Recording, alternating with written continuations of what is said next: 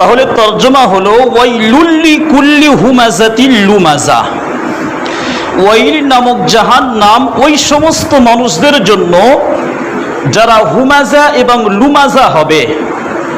এমন কথা হলো যে হুমাযা কাদেরকে বলা হয় আর লুমাযা কাদেরকে বলা হয়। সর্বপ্রথম দেখেন হুমাযা কাদেরকে বলবো। হুমাযা বলা হয় ওই সমস্ত মানুষদেরকে যারা মানুষের পিছনে কথা বলে মানুষকে কষ্ট দেয়। কোনো মানুষের পিছনে কথা বলে বলে বলে বলে সমাজকে নষ্ট করে দেয়, তাকে কষ্ট দেয়। মানুষের পিছনে চুগলখুরি করে মানুষের মধ্যে বিবাদ লাগিয়ে দেয়। যারা নির্দোষ মানুষ তাদের ব্যাপারে দোষ খুঁজে খুঁজে বেড়ায়, তাদের ব্যাপারে দোষ খুঁজে খুঁজে সমাজে ছড়িয়ে দেয়। আর কিছু মানুষ এ সমস্ত কাজ করে তারা বড়ই মজা পায়। মনে রাখবেন, এরা হলো আল্লাহ পাকের নজরে সব থেকে নিকৃষ্ট মানুষ। এই রকম কাজ করে মানুষ সারাদিন কতই না গুনাহ কামিয়ে যাচ্ছে। তাহলে মানুষের দোষ খুঁজে বেড়ানো, এর থেকে সরে আসার চেষ্টা করতে হবে। এটা হলো হুমাযা। আর লুমাযা বলা হয় যারা মানুষেরকে সামনে সামনে অপমান করে, কোনো সম্মানিত মানুষকে অন্যের সামনে অসম্মান করে দেয়। তারা নিজেকে এটা বোঝাতে চায় যে আমি এমন বাহাদুর মানুষ, সত্য কথা বলতে আমি কাউকে ভয় পাই না। এটা ঠিক নয়। যারা মানুষকে সামনাসামনি অপমান করে তাদেরকে বলা হয় লুমাযা। আর তৃতীয় একটি বদ অভ্যাসের কথা আল্লাহ পাক বলেছেন, আল্লাযী জামাআ মালান ওয়া আদ্দাদা। তারা মাল জমা করে আর গুনতে থাকে যে কতগুলো মাল আমি জমা করলাম। এটা হলো একটি গুনাহের কাজ। এখন প্রশ্ন হবে, আমরা তো সবাই ইনকাম করে মাল গুনে তবে তো জমিয়ে রাখি, তাহলে মাল গোনা যাবে না? এটা গুনাহের কাজ হবে? মনে রাখবেন, এখানে গোনা বলতে নেগেটিভ পদ্ধতিকে গোনাকে বোঝানো হয়েছে। আপনি পজিটিভ পদ্ধতি গুনবেন, কোনো আপত্তি নেই। নেগেটিভ ভাবে গোনা কেমন? তারা মাল ইনকাম করে জমা করে গুনে গুনে জমা করে রেখে দেয়, কিন্তু নেকির কাজে তারা খরচা করে না। মালের প্রতি লোভ অত্যন্ত বেশি হয়ে যায়। মালের লোভ তাদের অন্তরে এমনভাবে বাসা বেঁধে ফেলে যে যাকাতের মতো ফরজ দান সদকাও তারা করতে চায় না। তার মানে প্রচন্ড যখন বখিল যখন নিজের অন্তরে চলে আসে, এটাকে বলা হয় নেগেটিভ পদ্ধতিতে গোনা। মনে রাখবেন, মালের প্রতি মহব্বত কার নেই? আমাদের সবার মধ্যে মালের প্রতি মহব্বত আছে, আছে কি নেই? আল্লাহ পাক রব্বুল আলামিন এই দুনিয়ার সাথে মহব্বত, এই মালের প্রতি মহব্বত, এই জিনিসটা আল্লাহ পাক প্রত্যেকের অন্তরে দিয়েছেন। কেন? কারণ হলো এটা প্রয়োজনীয় জিনিস। মাল এমন প্রয়োজনীয় জিনিস, দুনিয়া বেঁচে থাকার জন্য এই মাল হলো অন্যতম মাধ্যম। মাল না হলে আপনি দুনিয়ার প্রয়োজন মিটাবে কেমন ভাবে, বেঁচে থাকবেন কেমন ভাবে? তাই এই প্রয়োজনের তাগিদে এই মালের প্রতি আমাদের আকর্ষণ তৈরি হয়ে যায়। তবে এই আকর্ষণ যেন সীমা লঙ্ঘন করে যেন না যায়। মালের প্রতি মহব্বত প্রত্যেকের আছে, তবে এটা যেন বেশি না হয়ে যায়। বেশি যখন হয়ে যাবে তখন কিন্তু আপত্তি হয়ে যাবে। আল্লাহ পাক নিজে বলছেন, ওয়াতুহিব্বুনাল মালা হুব্বান জাম্মা। পৃথিবীর মানুষ, তোমরা তো মালকে সাংঘাতিকভাবে মহব্বত করো। তো যেই মানুষের মধ্যে মালের প্রতি মহব্বত যত কমতে থাকবে সে তত বেশি আখিরাতমুখী হবে। আর যেই মানুষের মধ্যে মালের প্রতি মহব্বত যত বাড়তে থাকবে, বুঝতে হবে সে আল্লাহ থেকে দূরে, সে দ্বীন থেকে দূর হয়ে গিয়েছে।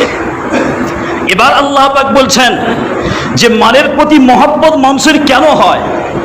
তারপরের আয়াতে আল্লাহ পাক বলেন, ইয়াহসাবু আন্না মালাহু আখলাদা। সে মনে মনে করে যে এই মাল জীবনে আমার সঙ্গী হারা হবে না, এই মাল আমাকে পৃথিবীর জমিনে চিরস্থায়ী বানিয়ে দেবে। সে মনে মনে করে যে মাল যত বেশি আসবে তত আমার জীবন বেশি নিরাপদ হয়ে উঠবে। মাল যত বেশি আসবে তত পৃথিবীর সুখ শান্তি আমার হাতের মুঠোয় চলে আসবে। এটা পৃথিবীর মানুষ মনে করে, কিন্তু এটা হলো একটা ধোঁকা। এই রকম ভাবে দুনিয়া মানুষকে ধোঁকা দেয়। আল্লাহ পাক বলেন, ফালা তাগুররান্নাকুমুল হায়াতুদ দুনিয়া, খবরদার দুনিয়া যেন তোমাদেরকে ধোঁকার মধ্যে না ফেলে দেয়। আল্লাহ পাক আগে জানিয়েছেন। তাহলে তিনটে বদভ্যাসের কথা বললাম এই সূরার মধ্যে। একটি হলো যারা মানুষের দোষ খুঁজে খুঁজে বেড়ায়, আরেকটি হলো যারা মানুষকে সামনে অপমান করে, আরেকটি হলো যারা মাল ইনকাম করে মাল গুনে আর জমা করে রাখে, নেকির কাজে খরচা করে না।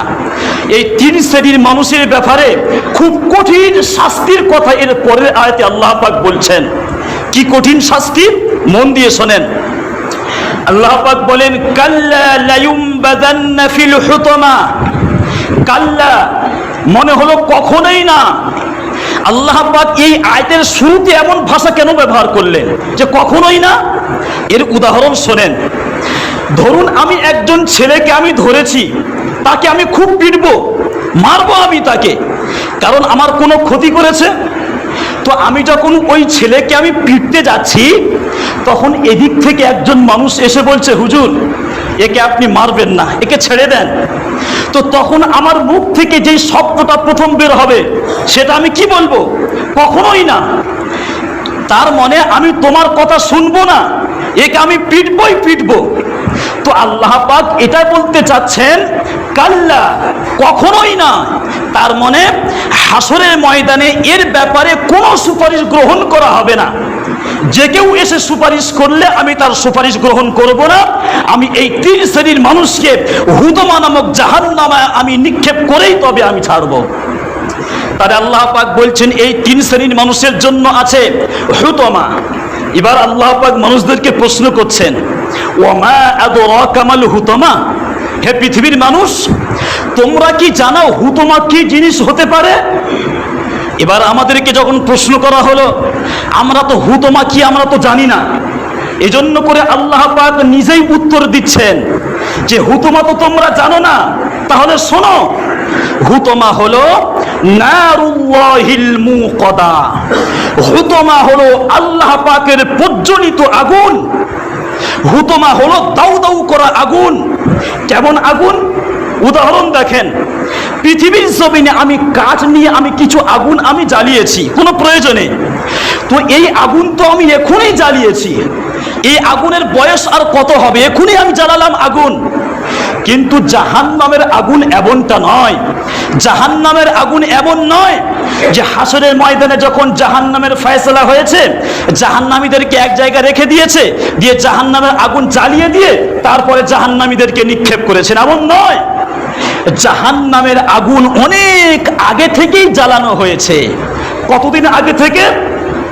কিতাবের মধ্যে এসছে লক্ষ লক্ষ লক্ষ বছর আগে থেকেই এই জাহান্নামের আগুন জ্বালানো হয়ে গিয়েছে, এখনো জ্বলছে। আর জাহান্নামের আগুন যতদিন জ্বলছে তত জাহান্নামের আগুনের তেজ বেড়ে বেড়েই চলেছে। সর্বপ্রথম এই জাহান্নামের আগুনের রং ছিল সাদা, তারপর তেজ বাড়তে বাড়তে বাড়তে এই জাহান্নামের আগুনের রং হয়েছে লাল। তারপর আবার এই জাহান্নামের আগুনের তেজ বাড়তে বাড়তে আবার এই জাহান্নামের আগুনের রং হয়েছে কালো। তো আল্লাহ পাক বলছেন নারুল্লাহিল মুকাদা। এটা হলো আমি আল্লাহ, আমার প্রজ্বলিত আগুন, আমার দাউ দাউ করা আগুন হলো এরকম কঠিন আগুন। এরপর আল্লাহ পাক বলছেন, তোমরা কি জানো আমাদের এই আগুনের ক্ষমতা কতটা হবে? তারপরে আয়াতে বলেন, আল্লাতী তাত্তালিউ আলাল আফইদা। আমার এই আগুনের ক্ষমতা এত বেশি হবে যে এই আগুন মানুষের কলিজাকে জ্বালিয়ে ফেলবে, মানুষের অন্তরকে জ্বালিয়ে ফেলবে। দুনিয়ার জমিনে যখন কোনো মানুষকে আগুনে ফেলে দেওয়া হয়, তখন আগুন সর্বপ্রথম তার বডিতে লাগে, তার চামড়া হাড় হাড্ডি পুরো শেষ করে, তারপরে আগুন গিয়ে কলিজায় লাগে।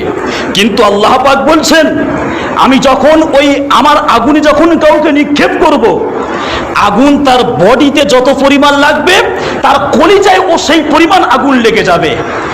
ওই আগুন তার রগে রগে পৌঁছে যাবে, ওই আগুন তার শিরায় শিরায় পৌঁছে যাবে, ওই আগুন তার কলিজাকে জ্বালিয়ে ফেলবে, তার পুরো বডিটা, পুরো শরীরকে একটা আঙ্গারে পরিণত হবে। আল্লাহ পাক বলেন ইন্নাহা আলাইহিম মুসাদা, আমি যখন ওই আগুনে কাউকে নিক্ষেপ করব, দুনিয়ার আগুন তো খোলামেলা আগুন, খোলামেলা আগুন মানে দুনিয়ার আগুনে যখন কাউকে ফেলা হয় সে ছটফট করতে পারে, সে নড়াচড়া করতে পারে, কিন্তু আল্লাহ পাক বলছেন ইন্নাহা আলাইহিম মুসাদা ফি আমাদিম মুমাদ্দাদা, আমার ওই প্রজ্বলিত আগুন দুনিয়ার আগুনের মতো খোলাফেলা হবে না যে তুমি আগুনে পুরো নড়তে চড়তে পারবে, এমনটা হবে না। ওই আগুনে আমি যখন কাউকে নিক্ষেপ করব, সে তার নড়াচড়ার ক্ষমতাও থাকবে না, তাকে যারা মজবুত করে তার জাল দিয়ে বেঁধে, সিন্দুকের মধ্যে মজবুত করে বেঁধে যেন তাকে আগুনের উপরে নিক্ষেপ করা হয়েছে, নড়ার ক্ষমতা পর্যন্ত তার থাকবে না। তো এই রকম শাস্তি হবে 3 শ্রেণীর মানুষের জন্য। আল্লাহ পাক আমাদেরকে ঈমানওয়ালা বানিয়েছেন, ঈমানওয়ালা হওয়া সত্ত্বেও এই যে 3টে বদ অভ্যাসের কথা বলেছি, ঈমানওয়ালা হওয়া সত্ত্বেও এই 3টে বদ অভ্যাস আমাদের অনেকের মধ্যে আছে। আছে কি নেই? মানুষের দোষ খুঁজে বেড়ায় এরকম মানুষ নেই? মানুষের সামনে অপমান করে এরকম মানুষ নেই? শুধু ইনকাম করে জমিয়ে গুছিয়ে রাখে, দান সদকা করে না এরকম মানুষ নেই? বহু আছে। তো আল্লাহ পাক আমাদেরকে ঈমানওয়ালা বানিয়েছেন, কিন্তু আমাদের মধ্যে এইরকম বদ অভ্যাস অনেকের মধ্যে আছে।